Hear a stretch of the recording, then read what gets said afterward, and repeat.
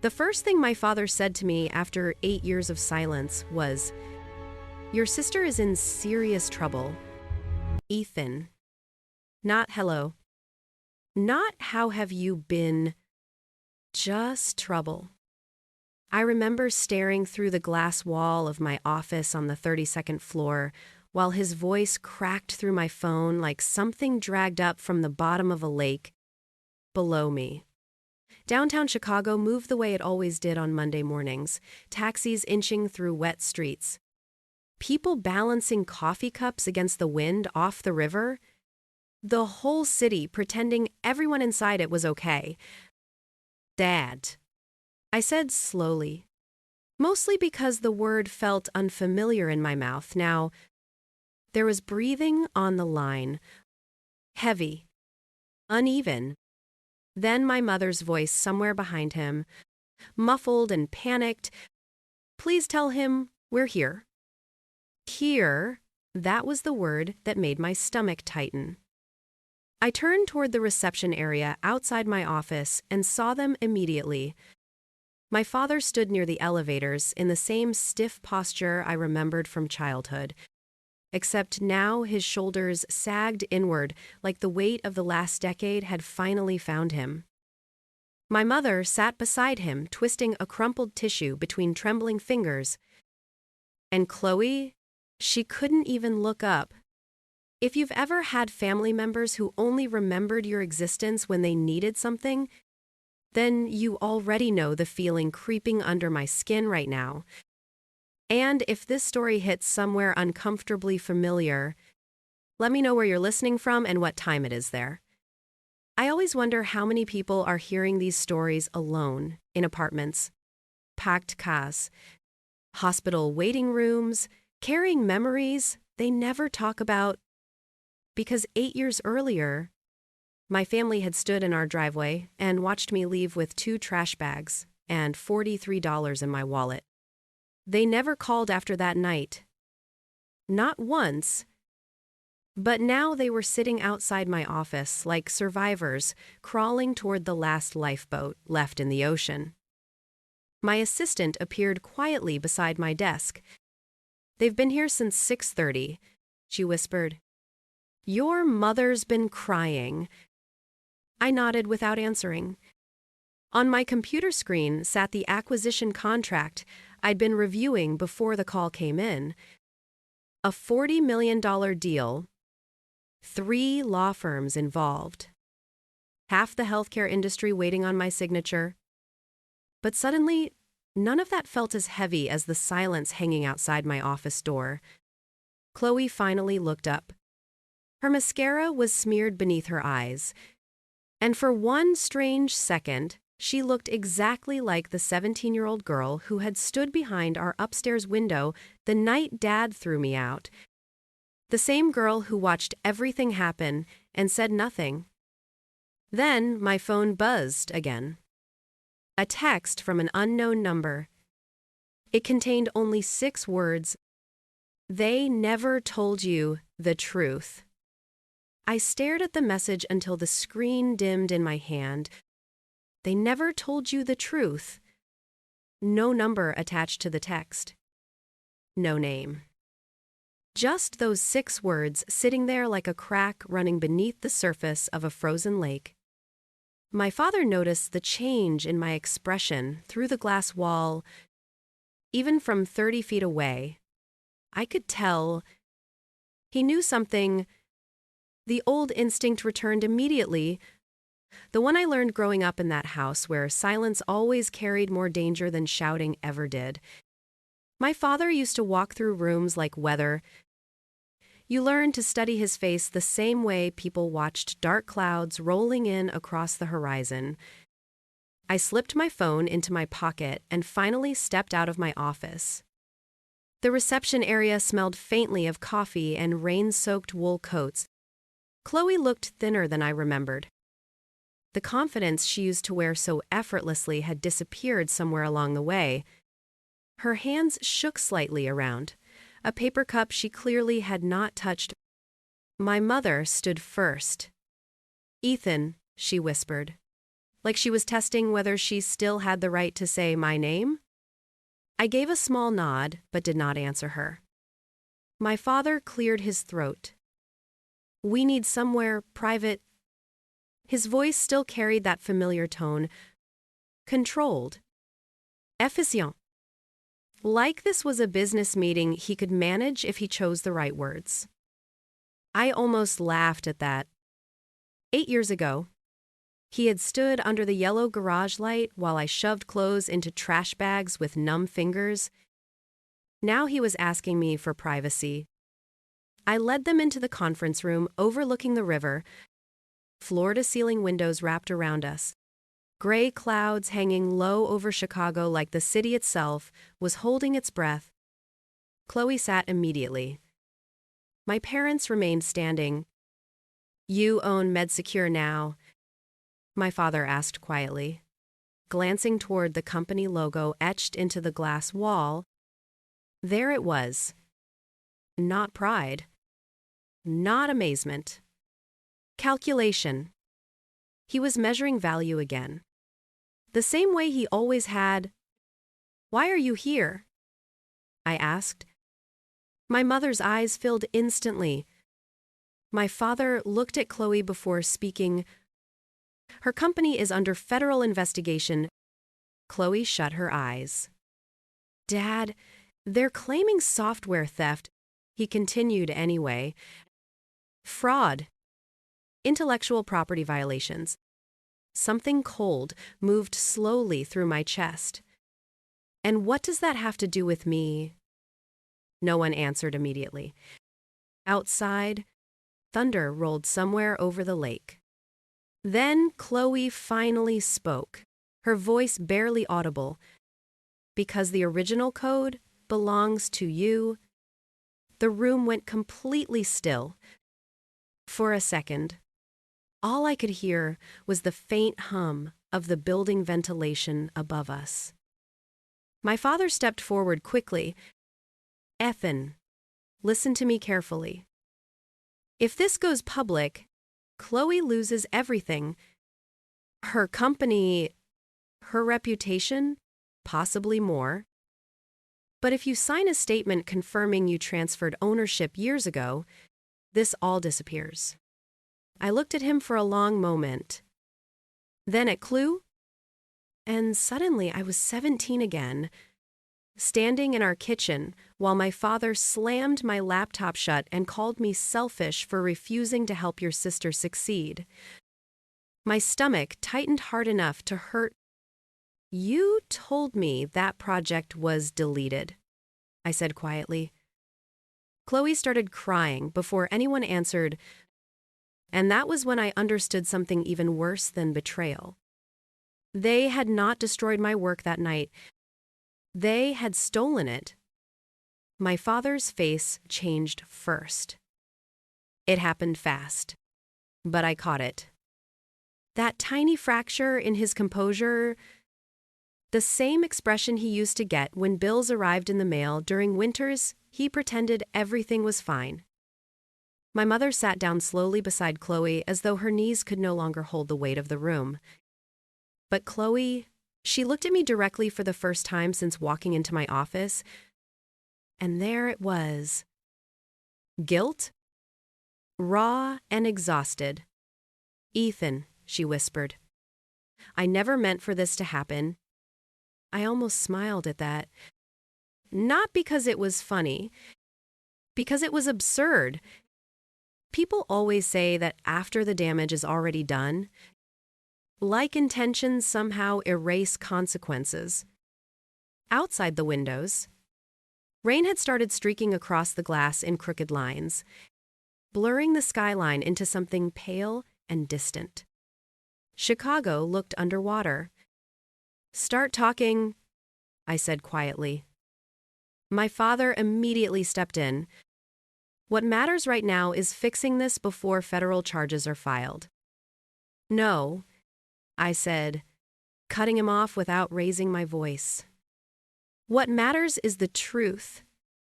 Silence settled heavily over the table. I could hear my own heartbeat now. Slow, controlled. Dangerous. Chloe pressed trembling fingers against her forehead before finally speaking again. The software they're investigating, it was based on your hospital encryption framework. The words hit harder than I expected, not because I did not already suspect it, because hearing it out loud made the past suddenly real again. At 17, I had spent nearly every night in our garage building that system on a second-hand computer. Mr. Hayes helped me repair from discarded parts. It started as a scheduling tool for small clinics after Mom lost insurance coverage for a while. I wanted to create something useful, something that mattered. I still remembered the smell of cold concrete floors, the buzzing fluorescent light above my workbench, Chloe occasionally stepping into the garage doorway asking questions while pretending she did not care about coding. You said Dad deleted the files. I murmured. Chloe swallowed hard. I thought he did. That stopped me. My father's jaw tightened immediately. Too late. The room had already shifted. What does that mean? I asked. Chloe looked toward him instinctively before answering. After you left, Dad gave me one of your external hard drives. The air in my lungs went still. My father spoke quickly. I was protecting this family. By stealing from your son. He slammed his palm against the table hard enough to rattle the water glasses.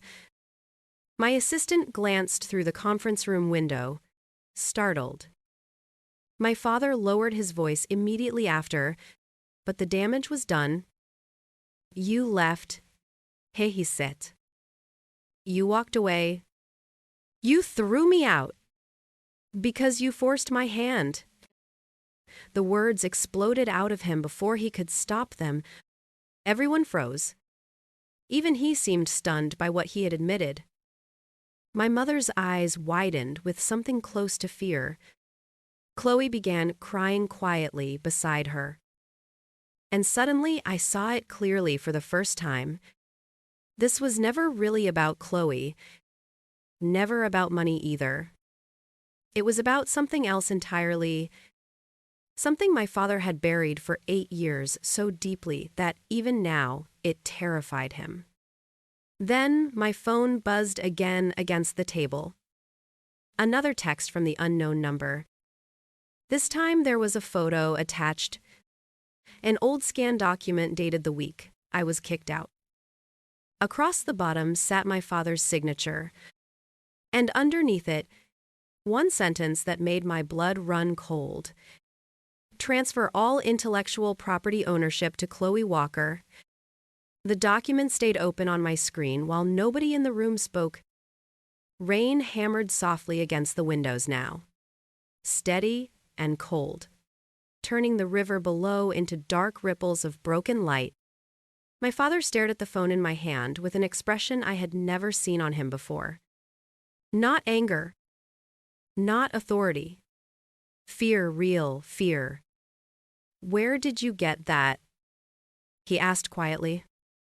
I looked up at him. That's your first concern. My mother covered her mouth with trembling fingers. Chloe leaned closer toward the screen, confusion slowly replacing panic in her face. Dad, she whispered. What is this? He did not answer her. That told me more than words ever could. I zoomed in on the document. It was unmistakably his signature. The date matched the exact week I was thrown out. At the bottom sat legal transfer language dense enough to hide intent from a teenager, but obvious now after years of corporate negotiations and contracts. Every line had been designed carefully, deliberately, quietly, like a theft committed in a room where nobody expected the victim to understand what had been taken. You transferred ownership before I even left the house, I said softly. My father's jaw flexed. You were a minor. You had no business trying to build commercial software, so you gave it to Chloe. I protected what this family needed. Chloe suddenly pushed her chair back hard enough that it scraped loudly across the floor. No, she said immediately. Do not do that. Do not make this about me. My father turned toward her sharply. Chloe, I did not ask you to steal from him. Her voice cracked on the last word.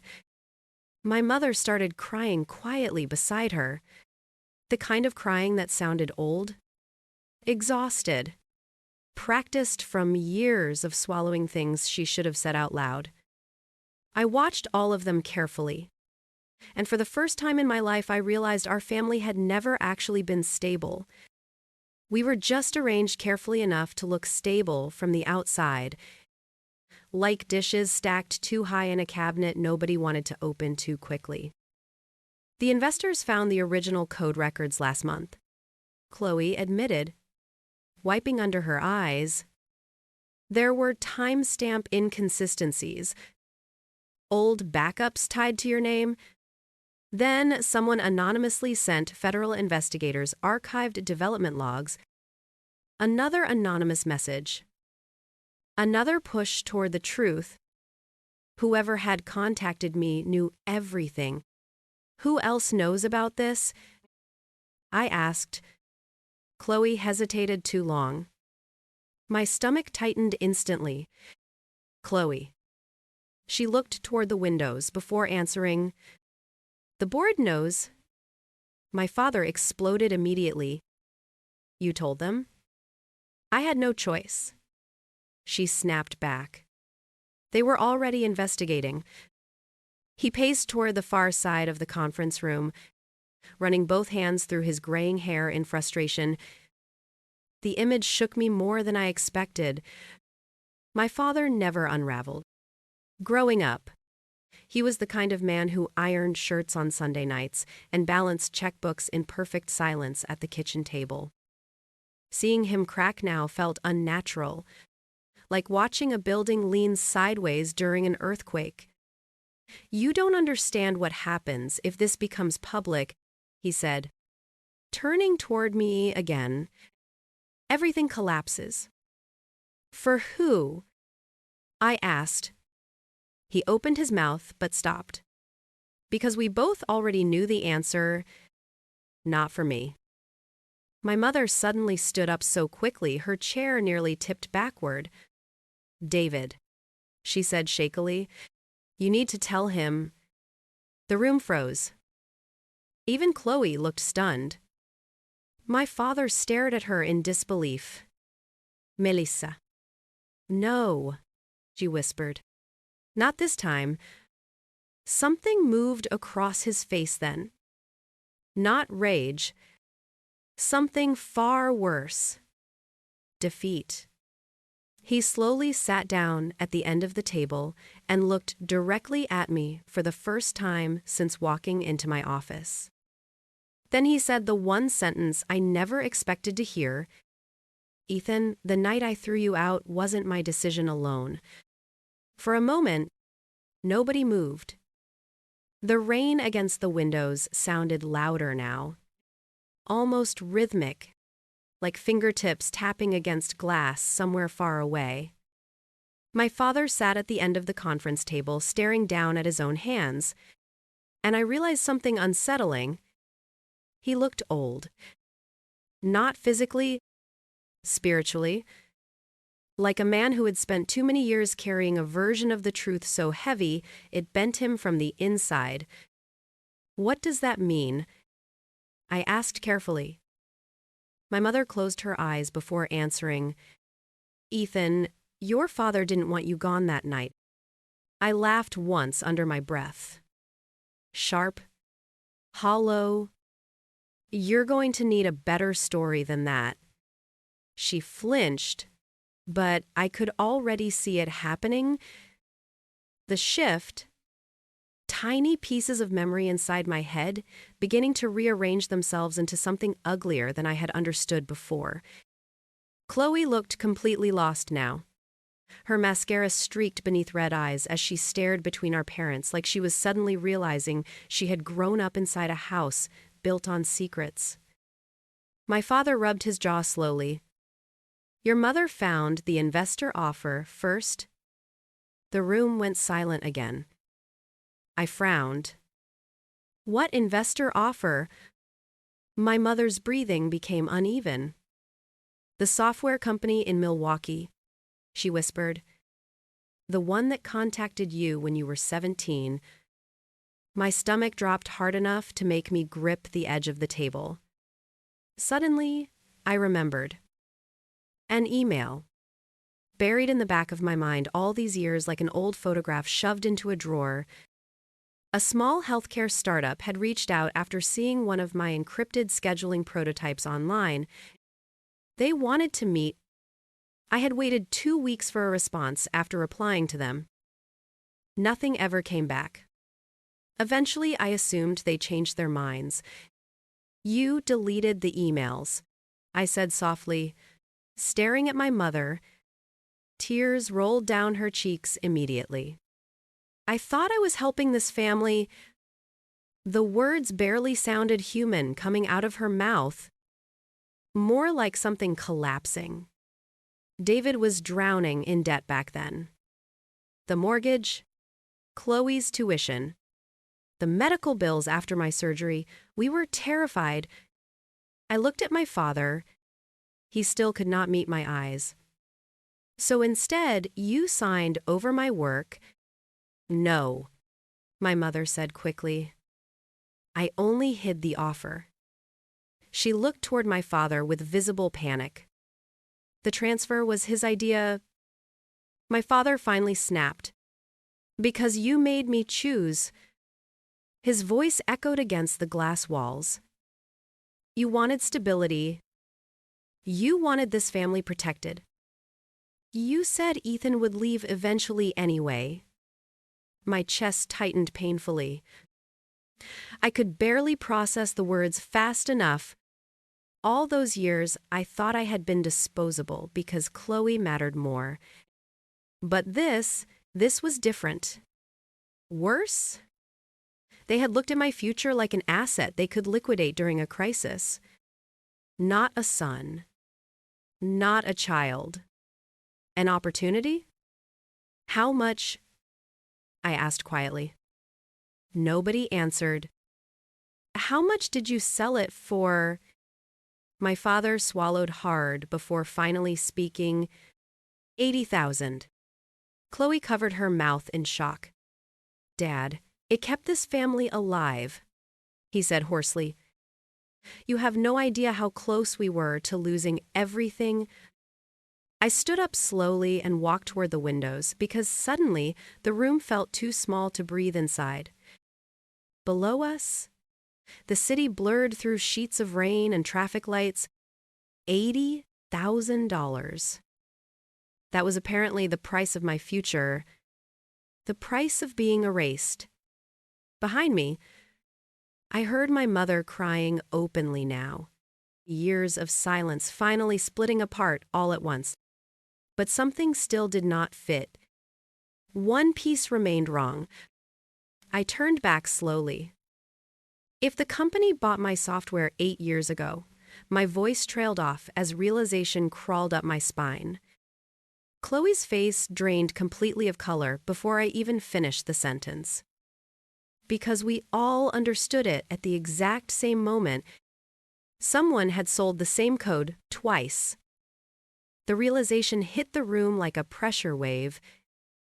Nobody spoke because nobody needed to. We all understood exactly what it meant. 8 years ago, someone had quietly sold my software to a small healthcare company in Milwaukee. Then years later, somehow, Chloe's company had built an entire business around the same framework. The same architecture. The same encrypted core system I wrote in a freezing garage while everyone else in the house slept upstairs pretending I barely existed. Chloe, I said slowly, turning toward her, did you know? She looked horrified that I could even ask. No, Ethan. I swear to God. I thought Dad legally transferred everything to me after you left. My father looked away immediately. That tiny movement told me more than his words ever could. Chloe saw it too. Dad, she whispered. He stayed silent. Her breathing became shallow. Dad, tell me you didn't do what I think you did. Outside the conference room, employees moved through the hallway carrying coffees, laptops. Normal Monday lives continuing only inches away from ours. Somewhere down the hall, somebody laughed. The sound felt surreal inside the tension, swallowing this room whole. The Milwaukee deal fell apart after 2 years. My father finally muttered, "They never fully developed the platform, so you kept the rights?" I asked. "They dissolved during restructuring." "That's not what I asked." He slammed his hand against the table again, frustration cracking through him like splintering wood. I did what I had to do. Chloe stood abruptly. "You used me." Her voice broke hard on the last word. "You built my entire company on stolen code and never told me. I gave you a future. You gave me a crime scene." Silence crashed down again. My mother stared at the carpet, shoulders trembling beneath her coat. I watched all of them unravel piece by piece and felt something strange growing inside me. Not satisfaction, something emptier than that. Like grief arriving years too late to matter properly. My phone buzzed once more. Another message from the unknown number. This time it was not a document. It was an address. A storage facility on the south side of Chicago. Unit 214. Beneath it sat one sentence. "Your father forgot what he left behind." I stared at the screen while my pulse slowly accelerated. "What is it?" Chloe asked. I looked up at my father instead. His face had gone completely pale. "Who's sending these?" I asked quietly. He swallowed but did not answer. That was answer enough. He knew, or at least feared, who it might be. Suddenly my assistant knocked lightly on the glass door before stepping halfway inside. "Ethan, there are 2 federal investigators downstairs asking to speak with you." The room froze solid. My father's entire body stiffened. Chloe looked like she might stop breathing altogether. "Did you call them?" she whispered. No. One of the investigators appeared behind my assistant in the hallway. Tall. Composed. Carrying a slim black folder beneath his arm. He glanced through the glass wall directly at our table. Then at my father. Recognition flashed across the investigator's face immediately. And that was when I realized this investigation had gone much farther than any of us understood. The investigator opened the conference room door slowly and said, "Mr. Walker, before we begin, you should know someone submitted evidence this morning linking your family to a second unauthorized transfer that happened 17 years ago." My father went completely still. My mother made a small sound in the back of her throat, like the air had been knocked out of her. And for the first time all day, genuine fear hit me too. Because 17 years ago, I was only 8 years old. The investigator closed the conference room door behind him with quiet precision, and somehow that soft click sounded louder than shouting. The second man remained outside the glass wall, speaking into an earpiece while rain crawled endlessly down the windows behind him. Inside the room, nobody seemed able to breathe correctly anymore. "I'm Special Agent Nolan Pierce," the investigator said calmly, placing the black folder on the table. And before anyone says another word, I strongly recommend honesty. My father looked like he had aged 10 years in the last 10 minutes. The color had drained completely from his face, leaving behind something gray and brittle. Chloe sat frozen beside my mother, eyes swan red, fingers locked together so tightly her knuckles had turned pale. Agent Pierce opened the folder carefully. 17 years ago. He continued, a trust account under Ethan Walker's name was accessed through falsified authorization documents. The room tilted beneath me. What my own voice barely sounded familiar. Pierce slid a copy of the records toward me. I stared down at numbers that suddenly blurred together beneath the overhead lights. A college trust, created by my grandfather before he died. An account I never even knew existed. Withdrawn almost entirely over the course of 3 years. My mother broke first. A sharp, shaking sob escaped her before she covered her mouth with both hands. Melissa, my father warned quietly, but there was no authority left in him anymore. Only panic. You told me there was nothing left. I said, staring at the papers, you told me Grandpa died with debt. Nobody answered. That silence was worse than any confession could have been. Pierce spoke again. The anonymous evidence package we received this morning included bank records, transfer authorizations, and correspondence tied to the withdrawals. He looked directly at my father, including signatures that do not appear authentic. Chloe slowly turned toward him like she no longer recognized the man sitting beside her. Dad, she whispered. He shut his eyes. I was trying to survive. By stealing from your own son? My voice cracked harder than I wanted it to. Not from anger anymore. Something deeper. Something breaking.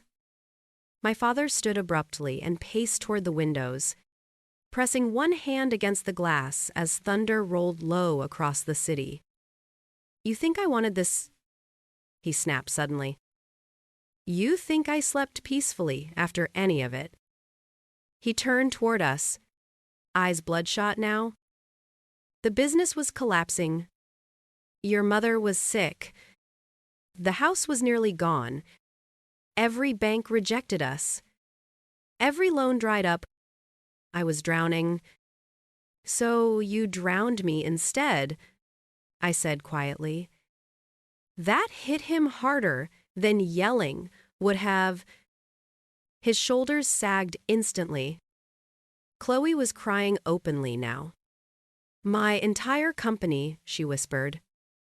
Everything I built was built on lies. My mother finished painfully. The words hung in the air like smoke. Agent Pierce closed the folder slowly. Mr. Walker, federal fraud charges are now a possibility depending on how ownership and financial transfers are verified. My father laughed once under his breath. Broken.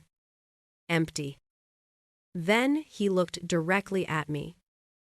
And for the first time in my life, there was no pride left in his face. No control. No distance. Just regret. Raw and unbearable. I thought if one of us survived, he said hoarsely, maybe eventually all of us would. Tears burned unexpectedly behind my eyes because suddenly I could see it. Not excuse it. Never excuse it. But understand it.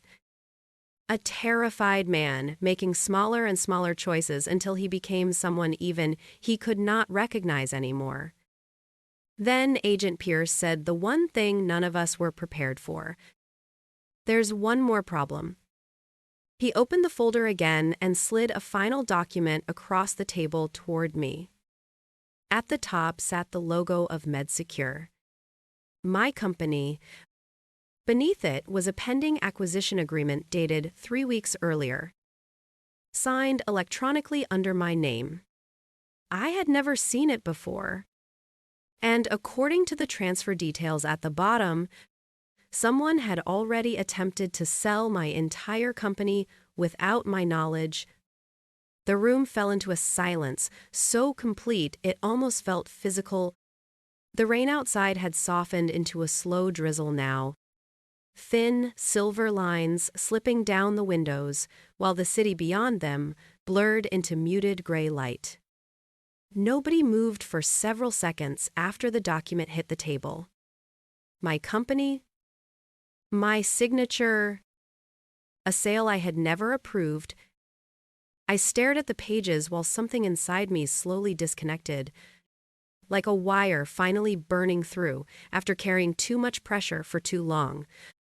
This can't be real, Chloe whispered beside me. Agent Pierce remained calm, almost gentle now. The transaction was flagged before completion. That is the only reason we are all sitting here instead of dealing with a very different situation. I looked at the forged signature again. Whoever did it had studied me carefully.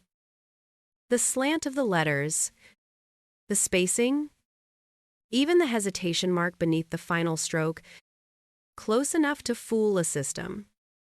Not close enough to fool me.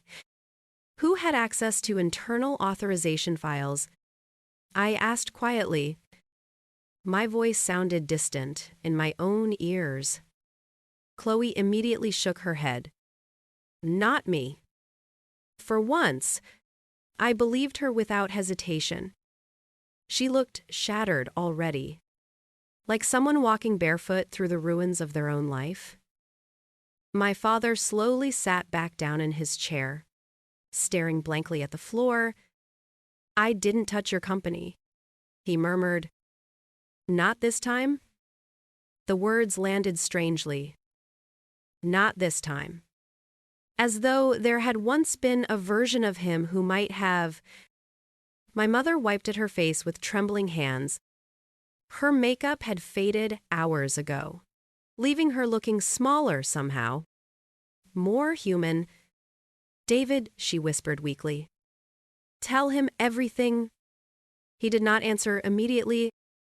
Outside the conference room, office lights flickered on one by one as afternoon drifted toward evening. Employees moved more quietly now, sensing something heavy lingering behind the glass walls, even if they could not understand it. My father finally looked at me again, and I realized he was no longer trying to defend himself. That part of him had burned out somewhere during the last hour. 3 weeks ago, he said slowly, someone contacted me. Agent Pierce's eyes narrowed slightly. Who I never met him in person. Just calls, emails. My father swallowed hard. He said he knew everything. The trust account, the software, the transfers. He said if I didn't cooperate, he would destroy Chloe's company and expose all of us publicly. A cold feeling spread through my chest. Cooperate how? He wanted internal access to MedSecure. The room tightened instantly. Agent Pierce stepped forward. Did you provide it? No. My father's answer came immediately. This time, God help me. I almost did, but I couldn't. He rubbed both hands over his face slowly. I spent years convincing myself everything I did was for this family, but somewhere along the way, I stopped recognizing the man making those choices. Chloe broke down completely then. Quiet sobs shaking through her shoulders while my mother held on to her like she was afraid. The room itself might split apart beneath us. I stood near the windows, watching the reflection of my family blur against the glass. And suddenly, none of them looked like villains anymore. Just damaged people who kept passing fear to each other like an inheritance nobody wanted to claim. Agent Pierce closed the folder carefully. "We are tracing the source of the forged acquisition now," he said. "But whoever orchestrated this knew your family history in extraordinary detail." I looked down at the anonymous messages still glowing faintly on my phone screen. The storage unit, the documents, the timing, all of it deliberate, all of it personal. Then a memory surfaced quietly from somewhere deep in the back of my mind. An old garage workbench, a second chair beside mine, someone watching me code late at night while snow tapped softly against the windows. Not Chloe. Someone else.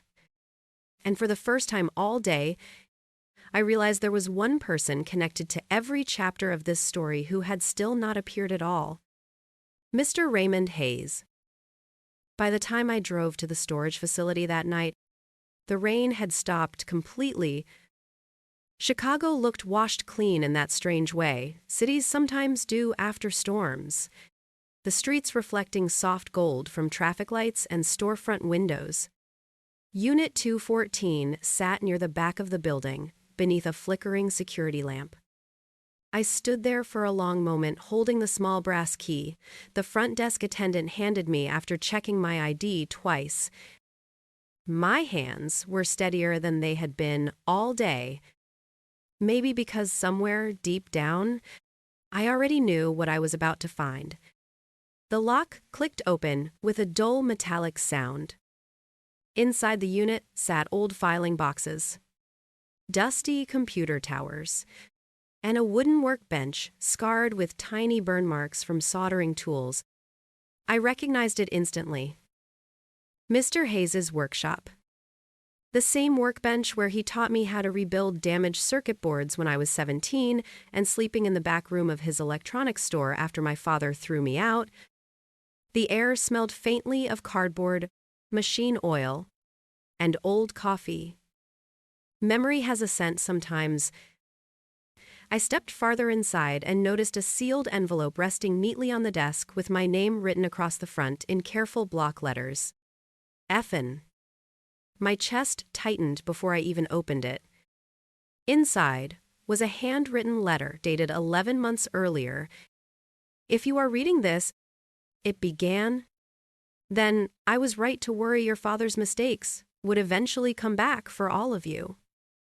I had to sit down after that. Mr. Hayes explained everything. Years ago, after the Milwaukee company collapsed, one of the investors quietly kept copies of the original framework and spent years trying to recreate it through shell companies and acquisitions.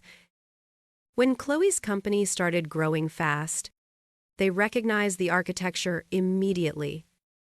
The forged sale of MedSecure had been their final attempt to regain control before federal investigators uncovered the overlapping ownership trail. Mr. Hayes had been gathering evidence for months before he passed away the previous winter. He was the anonymous source. The messages, the documents, the storage unit, all of it. At the bottom of the letter sat one final paragraph written more shakily than the rest. "Your father failed you in terrible ways, Ethan. But broken people often break others while trying to survive themselves. Do not let their mistakes become your inheritance too."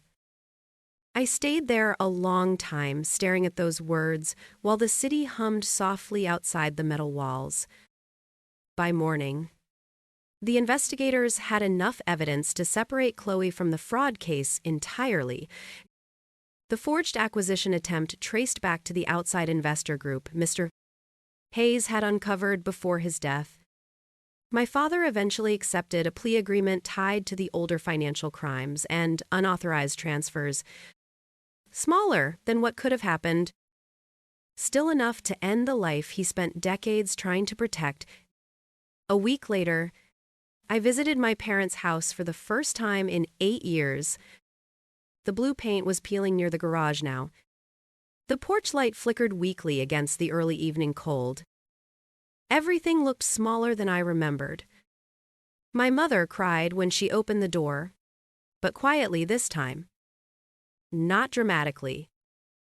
Just the exhausted tears of someone who finally understood silence can damage people more than shouting ever will. Chloe hugged me for a long time, without either of us speaking.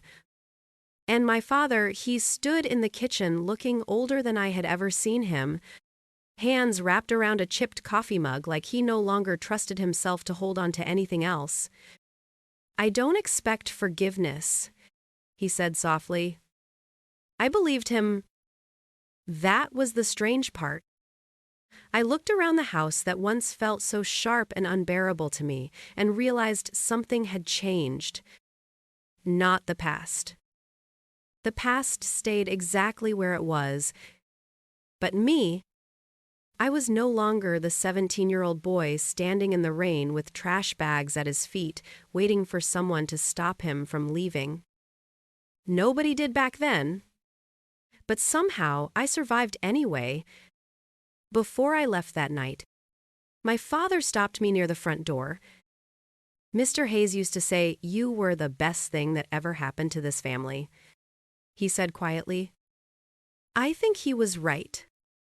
I drove back through the city afterward, with the windows cracked open to the cold air, thinking about how many families live inside versions of this same silence, carrying wounds nobody talks about until years later when the damage finally surfaces. Sometimes people survive each other. Sometimes they do not. And sometimes the hardest thing is deciding whether understanding someone's pain changes what they did to you at all. I still do not fully know the answer to that. Maybe some people listening to this do.